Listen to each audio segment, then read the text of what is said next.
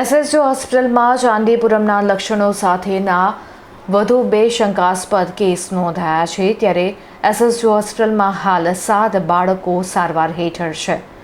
ત્યારે તબીબોની ટીમ સતર્ક થઈ ગઈ છે. શનિવારે ચાંદીપુરમના શંકાસ્પદ લક્ષણો જણાતા વધુ 2 બાળકોને હોસ્પિટલના બાળરોગ વિભાગમાં દાખલ કરવામાં આવ્યા છે. નવા દાખલ થયેલા દર્દીઓમાં વડોદરા જિલ્લાની એક 2 વર્ષની બાળકી અને પંચમહાલ જિલ્લાના એક 7 વર્ષના બાળકનો સમાવેશ થાય છે. તબીબોએ બાળરોગના લક્ષણોને ધ્યાનમાં રાખીને તુરંત જ બંને બાળકોની સઘન સારવાર શરૂ કરી દીધી છે. તેમજ વાયરસની પુષ્ટિ માટે તેમના સેમ્પલ લેબોરેટરી પરીક્ષણ અર્થે મોકલી આપ્યા છે. હાલ એસએસજી હોસ્પિટલમાં ચાંદીપુરમના કુલ 7 શંકાસ્પદ બાળકો સારવાર હેઠળ છે. જેમાંથી 3 બાળકોના લેબોરેટરી રિપોર્ટ નેગેટિવ આવ્યા છે, જ્યારે 4 બાળકોના રિપોર્ટ આવવાના હજી બાકી છે.